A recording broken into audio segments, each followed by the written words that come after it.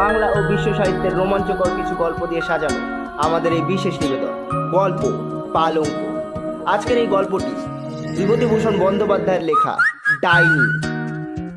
বিভূতিভূষণ বন্দ্যোপাধ্যায় জন্ম 12 সেপ্টেম্বর 1894 মুরাতিপুর গ্রাম, মৃত্যু 1 নভেম্বর 1950 সালে, ঘাটশিলা, বিহার। তার উল্লেখযোগ্য রচনাবলীর মধ্যে রয়েছে পথের পাঁচালী, অপরাজিত, আরণ্যক, আদর্শ হিন্দু হোটেল, ইছামতি, অশনি সংকেত, মেঘমল্লার, তাল নবমী, চাঁদের পাহাড়, দৃষ্টিপ্রদীপ আর দেবযান। তার একটি উল্লেখযোগ্য রচনাবলী হল তারানাথ তান্ত্রিক। শুরু হতে চলেছে বিভূতিভূষণ বন্দ্যোপাধ্যায়ের লেখা গল্প ডাইনি। আজকের এই গল্পটি আমরা নিয়েছি বিভূতিভূষণ বন্দ্যোপাধ্যায়ের লেখা ছোটদের বিভূতি রচনার সংগ্রহ থেকে। অফিস থেকে ফিরে দেখলুম স্ত্রী মেয়েকে নিয়ে বিছানায় শুয়ে। চমকে গেলুম খুবই, ভয় পাইনি যে তা নয়। বিজুকে তো কখনো ভর সন্ধেবেলা এমন করে সংসারের কাজকর্ম ফেলে শুতে দেখিনি। মেয়েকে আবার কি বিপদ হলো? ভয় ভয়ে কাছে গিয়ে জিজ্ঞেস করলাম, ব্যাপারটা কি বিজু? বিজু কোনো উত্তর দিল না। তার কপালে হাত দিয়ে দেখলুম জ্বর হয়েছে কিনা। শরীর উত্তাপ তো স্বাভাবিক। তবে স্ত্রীর কানের কাছে মুখ নিয়ে ডাকলুম, বিজু। এতক্ষণ পর বিজু কথা বললে, কদিন থেকে বলছি এ অলক্ষণে বাড়িটা বদলে ফেলো। তা যদি কথা কানে করবে, কলকাতায় কি আর বাড়ি আছে? সত্যি বটে। বিজু কদিন থেকে বাড়ি বদল করবার জন্য তাগাদা করছে, কিন্তু বাড়ি বদল করা তো আর সোজা কথা নয়, ভুক্তভোগী মাত্রই জানে। সুতরাং কথাটা তেমন গ্রাহ্য করিনি। বললুম, এ বাড়িতে কি দোষ করেছে? ব্যাস, বিজু যেন ফেটে পড়ল। দোষ করেছে? চারিদিকে সব ডাইনি। একটা মেয়ে নিয়ে যাও বা ঘর করছি, তা যদি ওদের সহ্য হয়। ডাইনি? আমি এসব অন্ধবিশ্বাসকে প্রশ্রয় দিইনি কখনো। তা বিশ্বাস হবে কেন? দেখি আজ দুপুরের থেকে সানি কিচ্ছু মুখে করছে না, না খাচ্ছে তাই তুলে ফেলছে। আমার মাথা ঘুরে গেল।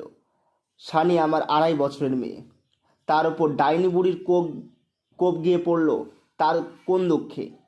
বিজু তখনও বলে চলেছে, আচ্ছা ওদের কি চক্ষু লজ্জা নেই একটুও? আমি বললুম, তা ডাইনিকে কোথায় দেখলে শুনি? ওই ওখানে। অলিঙ্গ সংকেতে বিজু পাশের বাড়ির একটা ঘর দেখিয়ে দিলে। তার সন্দেহ দেখে আমার সর্বাঙ্গ রি রি করে উঠল। আমি অস্ফুট স্বরে বললুম, কমলা? হ্যাঁ গো হ্যাঁ, বিশ্বাস হয় না? আশ্চর্য। আশ্চর্য কিছুই নয়। কদিন থেকে দেখছি ওর এই সোহাগ আদর। পোড়া কপালির কপাল যেন। তখন অপরের কাঁচা বাচ্চার ওপর নজর দেওয়া কেন?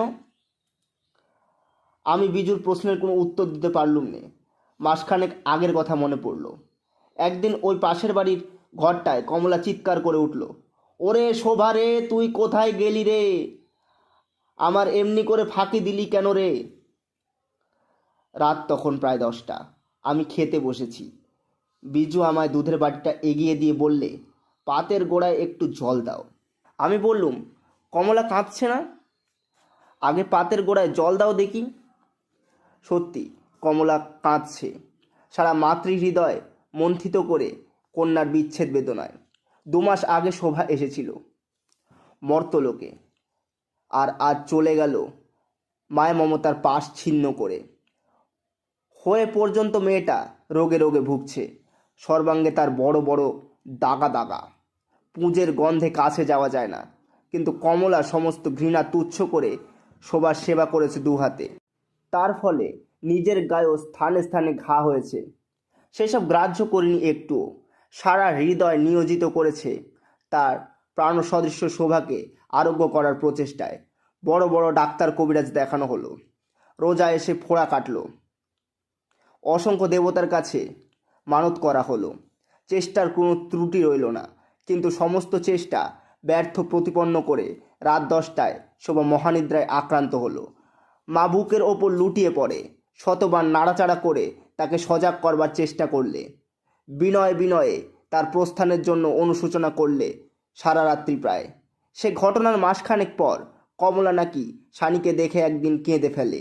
বুকের একটা গভীর নিঃশ্বাস চাপতে পারেনি। তার নিঃশ্বাসের শব্দে আমার স্ত্রীর চিত্ত বিচলিত হয়। আস্তে আস্তে খুকিকে নিয়ে সরে আসে পাশের ঘরে।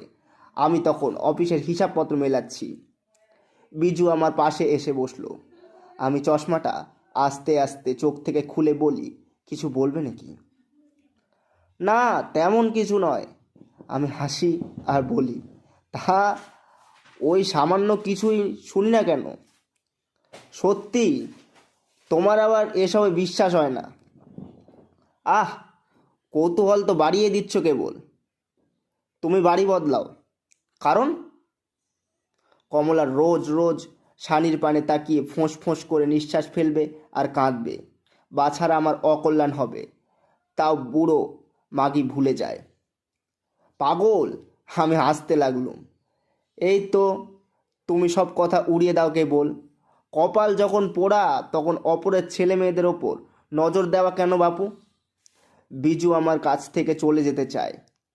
আমি ওসব বিশ্বাস করি না বললেই হতো। আমার মাথার মধ্যে বিজুর সেই শেষ কথা কেবল ভাসতে লাগলো, কপাল পোড়া। বাস্তবিকতায় কি কমলার কপাল পোড়া? বিধাতা পুরুষ কি তার প্রতি অপ্রসন্ন? এই রুগ্ন মেয়ে প্রস্রাব করবার জন্য দোষীকে? কমলা?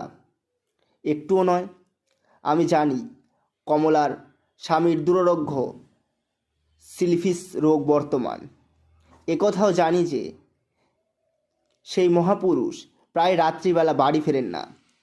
বাপ ঠাকুরদা অনেক পয়সা জমিয়ে গেছে, তাই ব্যয় করে সে ফুরিয়ে উঠতে পারছে না।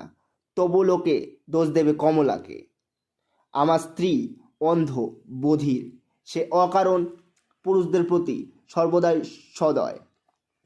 কমলার স্বামীর দোষ সে দেখে না, কারণ পুরুষ পুরুষের শত্রু আর নারী নারীর শত্রু।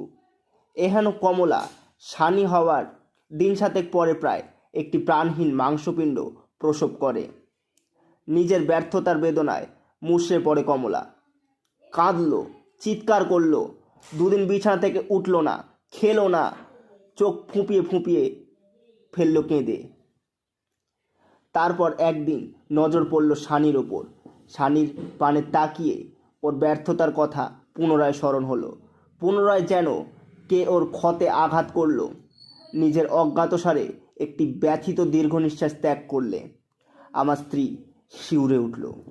সে সানিকে নিয়ে সেখান থেকে চলে গেল, অথবা সেই দিন থেকে সানিকে কমলা ভালোবাসলে। এরপর অনেক মাদুলি ধারণ করে, অনেক গ্রন্থ উপসর্গকে ঘুষ দিয়ে, অনেক নির্দিষ্ট গাছে ঢিল ঝুলিয়ে কমলা আবার অন্তঃসত্ত্বা হলো। সে আবার ক্ষুধিত মাতৃহৃদয় দিয়ে অনুভব করল তার গর্ভস্থ ডগার শুকনো সত্তা। আমি ভগবানের কাছে প্রার্থনা করলুম, প্রভু, ওকে বঞ্চিত করো না। আমি হয়তো আমার প্রার্থনায় সাড়া দিলেন। কমলার মেয়ে হলো। আবার সে তার পুরনো হাসি ফিরে পেল।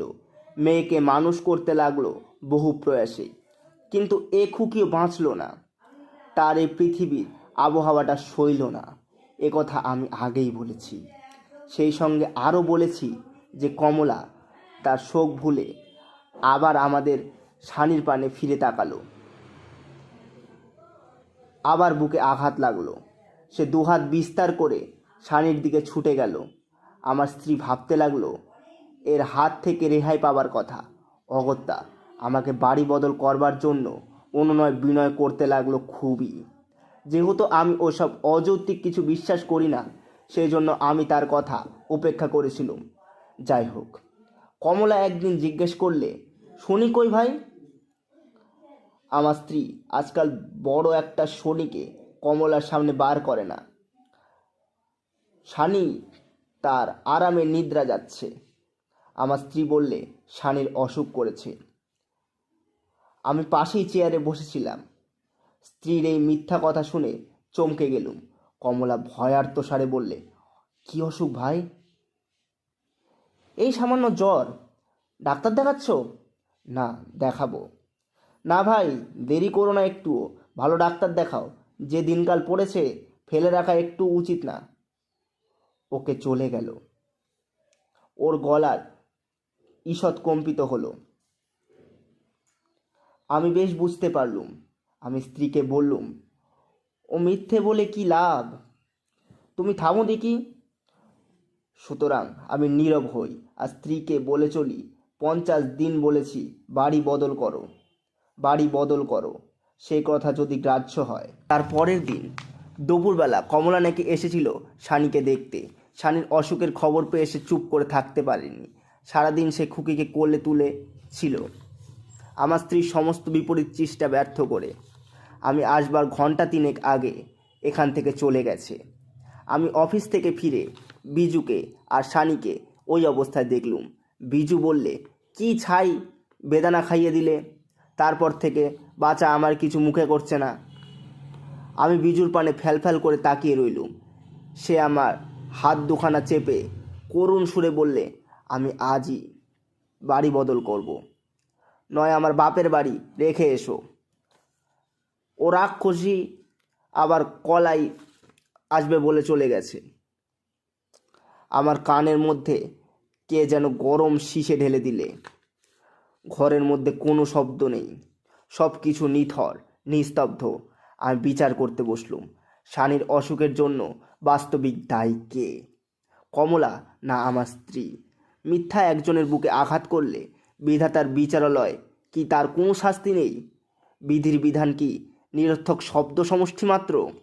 এমন সময় অন্ধকারে নীড় হারিয়ে একটা কাক কা কা কা রবে ডেকে উঠল। আমি সানির গায়ে কপালে হাত বুলোতে লাগলুম। আমার বেশ মনে পড়ল কয়দিন ধরে সানির অনবরত টক লেবু খাওয়ার কথা। সানির রোগের কারণ দিনের আলোর মতো প্রকাশিত হলো। ওই কচি মেয়ে অত অ্যাসিড সহ্য করতে পারে? ঠিক সেই মুহূর্তে ছাদের ওপর একটি বিড়াল করুণ স্বরে বিলাপ করতে লাগলো। সম্প্রতি তার একটি সন্তান মারা গেছে। আমার স্ত্রী চমকে উঠে আমায় অনুরোধ করলে, আগে বিড়ালটাকে দূর করে এসো, আগে ওকে দূর করে দাও। আমি অনুরোধ শুনলুম না। বিজু কাঁদলো ফুলে ফুলে, তবে আমায় দূর করে দাও। আমি পথের ধুলো, আমি কেউ নই, আমার গ্রাহ্য হয় না একটুও। একটু সুস্থ হয়ে সানিকে ডাক্তার বাড়ি নিয়ে গেলুম। ডাক্তার এক ডোজ ওষুধ দিলে সেটা খাইয়ে দিলুম যথাসময়ে। বিজু সারা রাত্রি মেয়েকে বুকে করে নিয়ে রইল। আমার অবিশ্বাস দেখে দুঃখ প্রকাশ করলে। বললুম, পীরের কাছ থেকে জল পোড়া নিয়ে এসো। তা হলো। ডাক্তার বদ্যি কি এসব সারাতে পারে? কিন্তু বিজুর কথায় মিথ্যা হলো। ডাক্তার আশ্চর্য রকমে সানিকে নিরাময় করলো। সকালবেলা সানি আবার সহজ সরল পূর্ব স্বাস্থ্য ফিরে পেল। আবার সে খেতে লাগলো, হাসতে লাগলো। অফিস যাওয়ার সময় বিজুকে বললুম, ডাইনির হাত থেকে যখন সানি রেহাই পেয়ে গেল তখন কমলাকে ক্ষমা করো। বিজুর যেন অসহ্য হলো আমার কথা। বললে, মাইরি বলছি, তুমি আমায় পাগল করে দেবে। কালকের মধ্যে যদি বাড়ি না বদলাও তাহলে সত্যি সত্যি আমি বাপের বাড়ি চলে যাব। অগত্যা সেই শনিবার দিন রাতেই বাড়ি ঠিক করে ফেললুম। পরের দিন জিনিসপত্র নিয়ে উঠে গেলুম নতুন বাসায়। পরের জন্যে স্ত্রীর সঙ্গে ঝগড়া করে সংসারের শান্তি নষ্ট করতে আমি নারাজ।